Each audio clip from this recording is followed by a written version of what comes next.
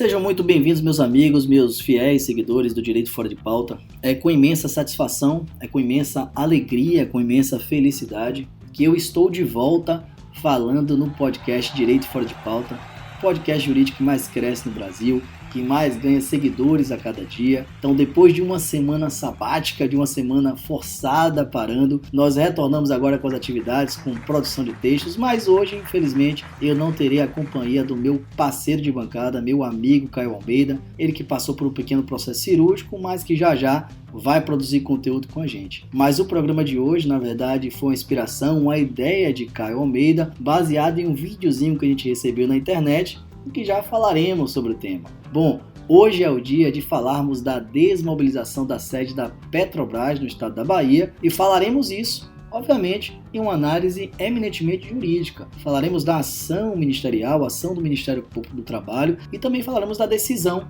a decisão liminar que inclusive fez nascer aquele vídeo que circulou nas redes sociais. Quem não viu esse vídeo ainda, basta correr na nossa rede social, @Direito Fora de Pauta, que vai ver lá do que nós estamos falando. Foi um videozinho em que uma servidora federal, um oficial de justiça no estado da Bahia, ela foi cumprir uma notificação de uma ordem liminar, nesse caso da Petrobras, na sede da empresa no estado da Bahia, na cidade de Salvador, e ela foi recebida por terceirizados, por empregados da empresa, com flores, com abraços, com aplausos. Ela que foi cumprir, portanto, essa ordem liminar, na verdade, para interromper uma decisão da Petrobras em que determinava o fechamento de algumas unidades no estado. Então esse talvez tenha sido um momento mais emblemático, mais icônico relacionado a esse caso, até mais do que as paralisações e manifestações que foram feitas por empregados e terceirizados da Petrobras no estado. E é sobre esse tema que nós vamos nos debruçar e falar, como eu disse, em homenagem ao meu amigo Caio. Queria muito falar sobre essa questão, mas por conta dessa pequena cirurgia, dessa microcirurgia de siso, ele não pôde compor essa bancada, mas já está de volta. Bom, o tema é vasto, o tema é complexo, mas como muita gente ficou voando, ficou sem entender nada do que estava acontecendo, eu vou tentar resumir neste episódio do Direito Fora de Pauta essa história e também as milhares de folhas que formam o processo que foi encabeçado pelo Ministério Público do Trabalho, que está sendo cuidadosamente analisado pelo competentíssimo juiz de trabalho, Dr. Danilo Gaspar, nosso amigo, inclusive. Em suma, apenas fazendo um historiando, no final do mês de setembro de 2019, portanto há pouco menos de um mês, né, ou talvez um pouco mais de um mês, a depender de quanto esse episódio vai ser disponibilizado para vocês, a Petrobras anunciou uma revisão institucional, uma revisão de leituras das atividades institucionais, que está mais para uma revolução, inclusive, que muda todo o posicionamento estratégico da empresa no quadriênio, né, de 2020 a 2024. Então mudaria totalmente o foco da empresa agora para uma exploração de petróleo em águas profundas, ou seja, a área do pré-sal. Só que com esse novo planejamento, a Petrobras anunciou a saída na distribuição e transporte de gás, de negócio de fertilizantes, distribuição de gás liquefeito de petróleo, GLP, né, que é aquele famoso gás de cozinha. Também anunciou a saída do ramo do biodiesel e também anunciou o fechamento de escritórios administrativos. Tudo isso aí que faz nascer todo o cerne da questão e onde nasceu o interesse do Ministério Público do Trabalho na Bahia. Desde 2017 já se falava no fechamento de algumas fábricas da Petrobras, como por exemplo a fábrica de fertilizantes nitrogenados, a Fafem, em Camaçari, essa fábrica que meu pai trabalhou durante toda a vida, né? E isso aconteceu na verdade por uma decisão de desinvestimento no setor de fertilizantes. Mas não foi o único setor afetado pela Petrobras. Ela agora que está com essa nova ideia de investir somente em águas profundas, portanto no pré-sal. Na Bahia, essa medida tem um impacto ainda maior.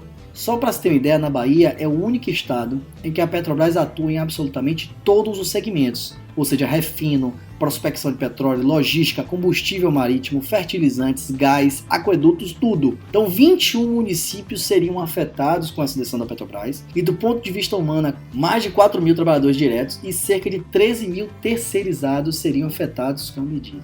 Aliás, até para fugir um pouquinho do tema, um fato curioso, um parênteses, que pouca gente sabe, é que a primeira descoberta do petróleo ocorreu na Bahia em 1939, lá no bairro do Lobato, né? Época em que o governo Vargas se mobilizava para que o Estado assumisse o controle das reservas brasileiras, até em contraposição a essas multinacionais. Mas enfim, voltando, é para mostrar a importância do petróleo na Bahia, da Petrobras na Bahia. Na verdade, a Petrobras só veio em 1953, depois da campanha do Petróleo é Nosso, em 1948. Mas só para falar um pouquinho da importância do petróleo, né? De forma prática, essa desmobilização, essa nova ideia da Petrobras, teria impacto em várias empresas hoje sediadas na Bahia e há quem diga, inclusive, no Nordeste. Então, por exemplo, a refinaria Landulfo Alves, a RLAN, em São Francisco do Conde, ela seria afetada por conta do refino, né, que não seria mais explorado pela Petrobras. Também já falamos da Fafem, essa questão da desestimulação da produção de fertilizantes, mas também haveria um impacto muito forte na usina de Candeias, com a questão do biodiesel, e a própria Transpetro em Itabuna e Camaçari, né, que com o fim dessa movimentação de gás e derivados, e todos os outros municípios seriam afetados também com o fim da exploração do petróleo, do gás e também do fechamento dos escritórios. Então, essa pivotagem que a gente chama, e aqui eu utilizo a expressão de pivotagem apenas por particularmente entender, né, que houve uma mudança meio que radical do negócio da Petrobras, porque suprimiu os setores antes que eram considerados estratégicos. A Petrobras aprovou também um PDV. PDV, para quem não sabe, é um programa de desligamento voluntário, né, que é voltado para o segmento corporativo da empresa. E eu estou chamando de novo porque já havia sido lançado outros 2 programas só em 2019, um que era destinado aos aposentados pelo INSS até junho de 2020 e outro que era empregados de unidades que já estavam em processo de desinvestimento. Então, nessa pivotagem no novo quadriênio, né, de 2020 a 2024, a Petrobras não só anunciou o fechamento de setores estratégicos e aí focaria as atividades apenas na exploração de petróleo em águas profundas, o pré-sal, no caso, e também anunciou esse PDV.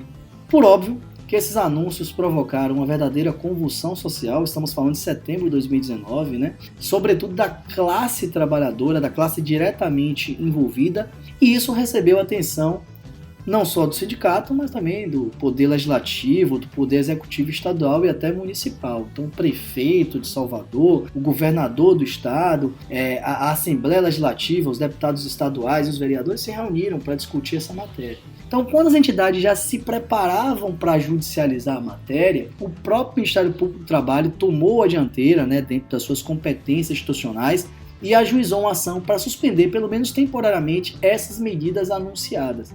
Essa decisão que foi cumprida pela oficial de justiça é, portanto, derivada de uma ação que foi encabeçada pelo Ministério Público do Trabalho. Daí porque fiz todo esse resumo. Óbvio que o Ministério Público do Trabalho não agiu da noite para o dia, também não agiu por impulso, né? No próprio processo que ingressou, e que falaremos um pouquinho, o Ministério Público chegou a carregar centenas de folhas de documentos, compreendendo matérias jornalísticas, documentos levados por empregados, atas de audiências administrativas com empregados e também com representantes de empregadores, né?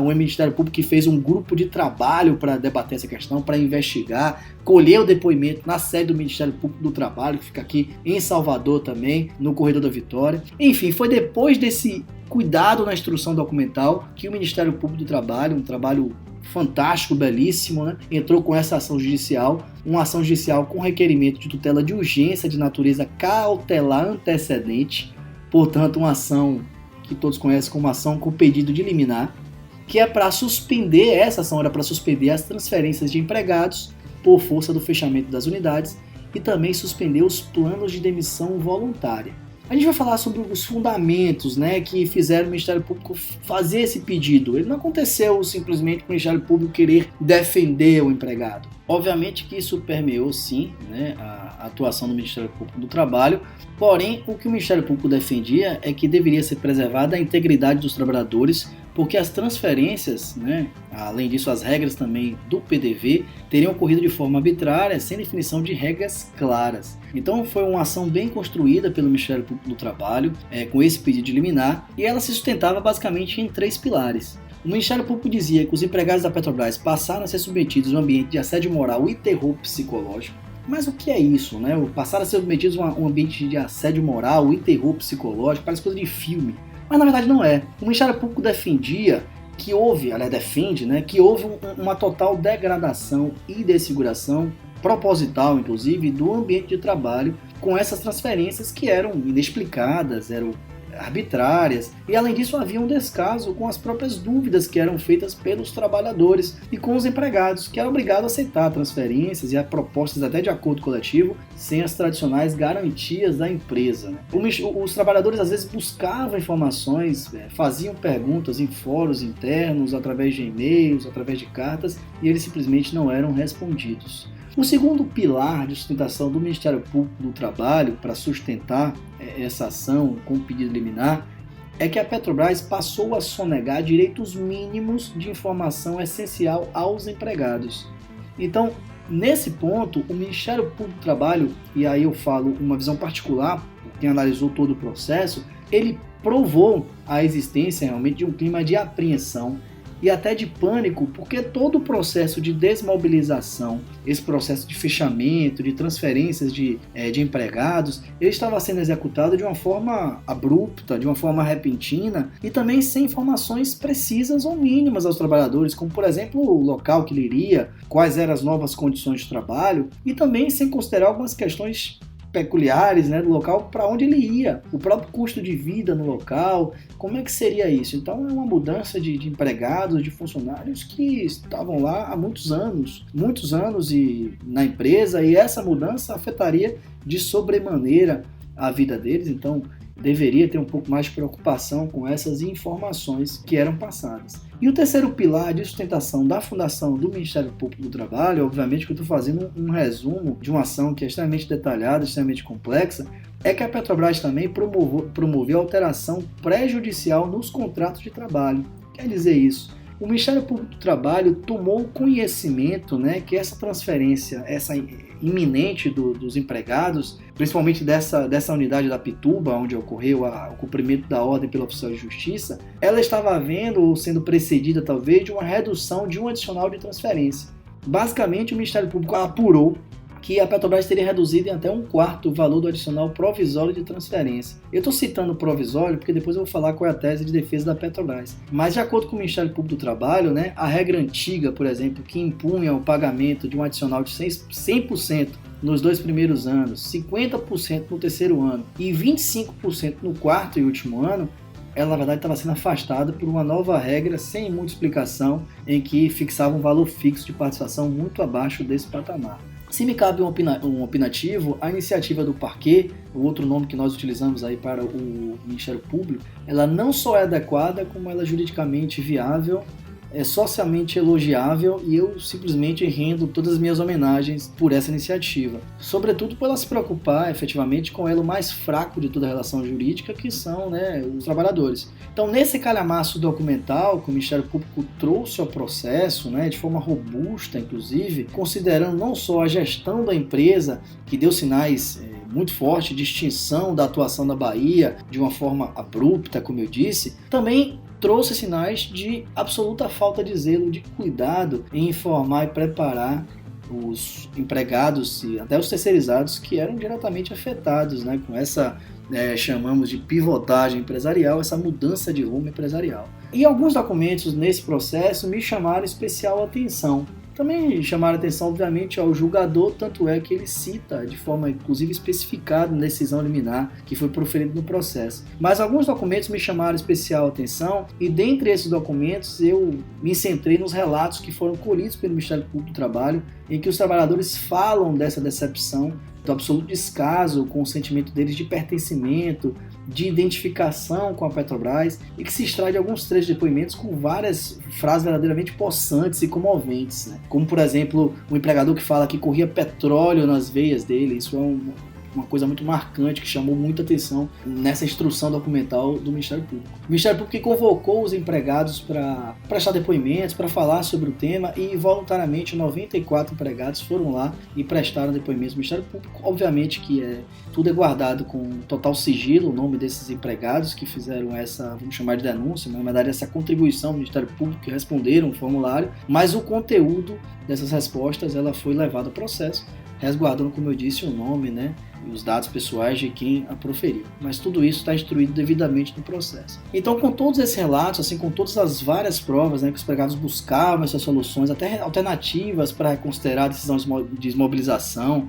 essa completa ausência de resposta, né, da Petrobras, inclusive uma coisa que também chama a atenção é que os empregados disseram que se sujeitar às novas metas empresariais, eles se comprometiam em fazer um incremento de receitas da Petrobras, de aumentar a produção. Tudo isso, né, foi levado para a Petrobras, que simplesmente nunca respondeu. Na verdade, não teve interesse em negociar algo tratado como inegociado por essa nova gestão empresarial. Isso tudo foi levado para compor o acervo probatório do Ministério Público, que fez inúmeros pedidos no processo, quadros todos em caráter liminar, o que a gente chama de inaudita altera par, que é sem ouvir a outra parte, sem a oitiva prévia da Petrobras, e algumas desses pedidos se destacam, e é sobre eles que eu falaria agora, porque esses pedidos foram os pedidos que foram acatados pelo juiz e que hoje prevalecem por força da liminar. Então, na decisão judicial, você deve ter recebido aí o textinho dizendo Petrobras, o juiz no trabalho deu essa determinada decisão.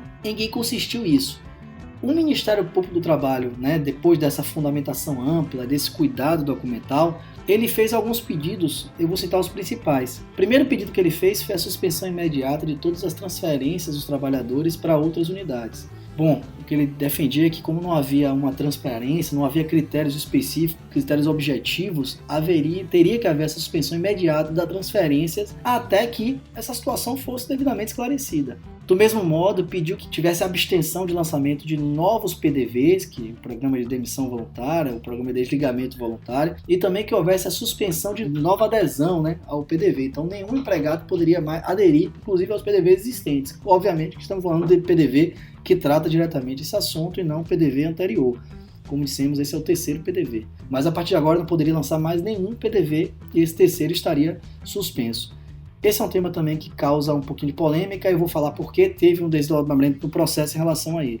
O terceiro pedido era que a Petrobras fosse obrigada a não mais alterar regras de benefícios, de vantagens e de adicionais que estivessem previstos em normas coletivas e regramentos internos relativos a transferências, demissões voluntárias e que fosse, obviamente, prejudicial aos trabalhadores. Então, houve também esse pedido liminar, já é o terceiro pedido, né, que forma o pedido do Ministério Público do Trabalho. E um quarto pedido é que, isso aí já é mais decorrente, inclusive, consectário óbvio e lógico, é que a Petrobras não pudesse, né, fosse a abstenção de qualquer ato de represália ou até de perseguição à testemunha, pelo fato de ela ter prestado depoimento ao MPT, ao Ministério Público do Trabalho, ou também perante a Justiça do Trabalho, né?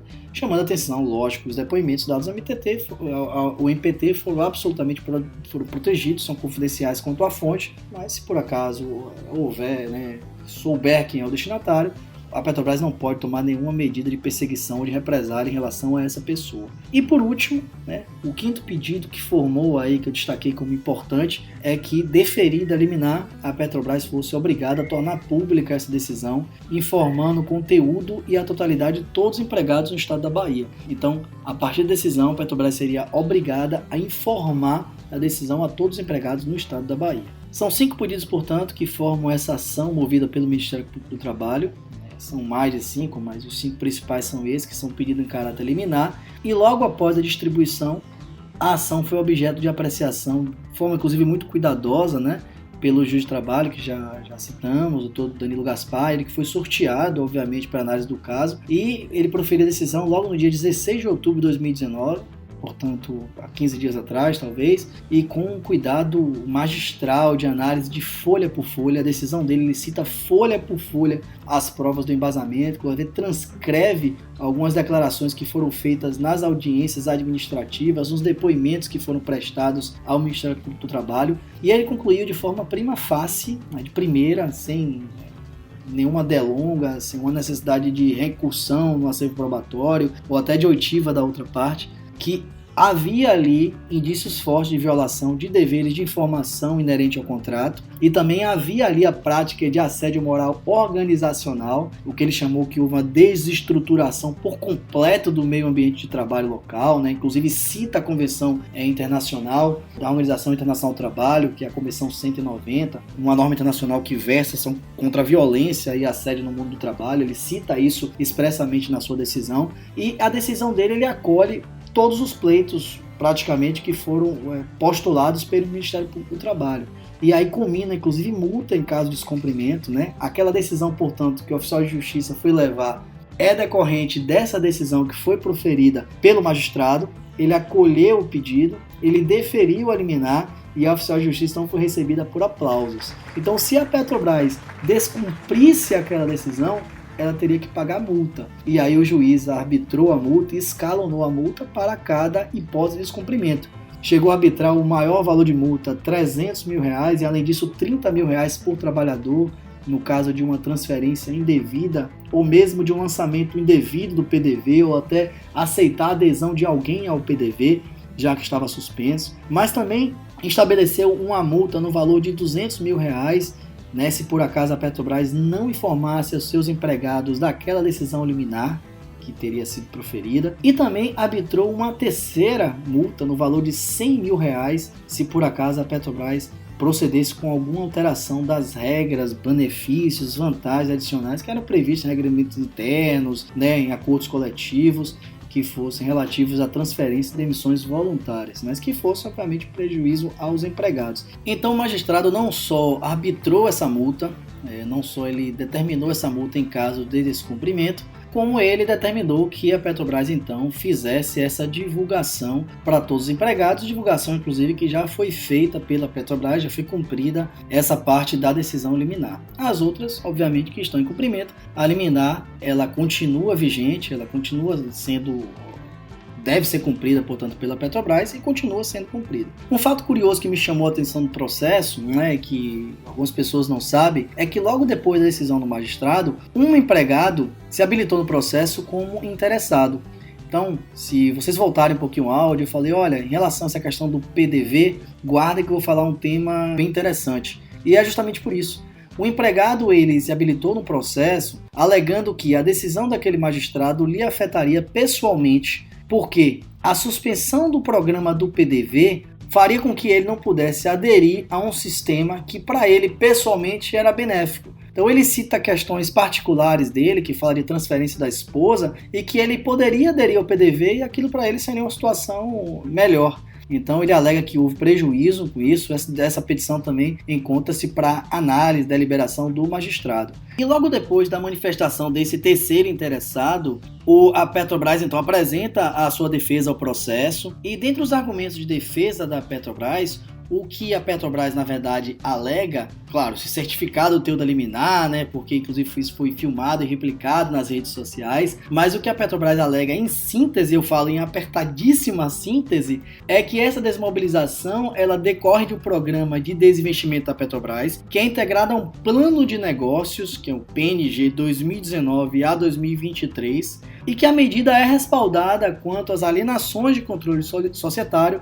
pela jurisprudência do STF, do Supremo Tribunal Federal. Então, nisso ela inclusive cita um precedente que é valiosíssimo, um precedente que eu já usei em minhas ações, que foi o julgamento plenário da ADIM, Ação Direta de Constitucionalidade, número 5.624 do Distrito Federal. Além disso, a Petrobras alega custos operacionais de manutenção do prédio da Pituba, defende também a inocorrência de assédio moral, alega que a suspensão do PDV prejudicaria funcionários interessados a aderir ao programa, já praticamente surfando na onda da manifestação daquele empregado que se habilitou ao processo, e também advoga, defende que ele não vilipendiou qualquer norma, que interna, enfim, que era vinculada ao trabalhador, porque aquelas modificações que foram feitas internamente, elas teriam ocorrido primeiro que foram antes do processo de desmobilização, e também porque a desmobilização que estava acontecendo agora não apresenta o caráter transitório. Então, para a Petrobras, não teria havido mudança nas regras de transferência provisória, já que essa desmobilização ela ocorreria em caráter definitivo.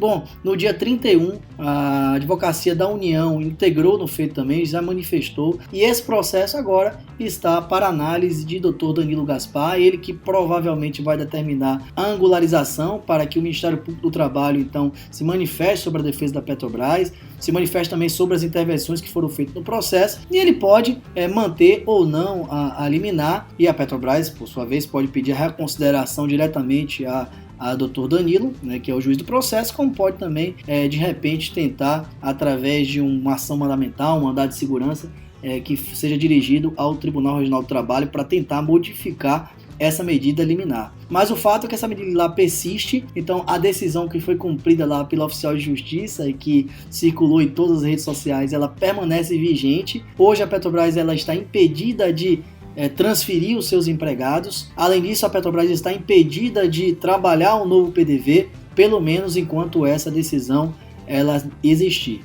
Óbvio que, sendo a medida liminar, é uma medida extremamente provisória e ela pode depois ser modificada, ela pode ser cassada e tudo depende também do julgamento da ação. Então, teremos que aguardar os próximos desdobramentos, mas, por enquanto, os funcionários e empregados da Petrobras devem ter garantido seu direito de estadia de manutenção aqui na sede e permanece tudo como antes, pelo menos enquanto o magistrado entender que não há transparência, que não há informação necessária, informação clara quanto a todo esse processo de desmobilização. Fora, obviamente, o fato social, a questão do desemprego, e uma questão política que está por trás disso, mas também que foge a toda a nossa discussão aqui no Direito Fora de Pauta. Então, basicamente é isso, pessoal, que permeia aí essa ação. E se vocês tiverem alguma dúvida, estaremos sempre à disposição através das nossas redes sociais, nossos canais de comunicação. E quem sabe, se houver dúvidas adicionais que justifique a elaboração de novo programa, faremos e terei o maior prazer de fazer, inclusive, na companhia, se Deus quiser que ele volte logo, meu amigo Caio Almeida. Tá certo? Fico por aqui, pessoal.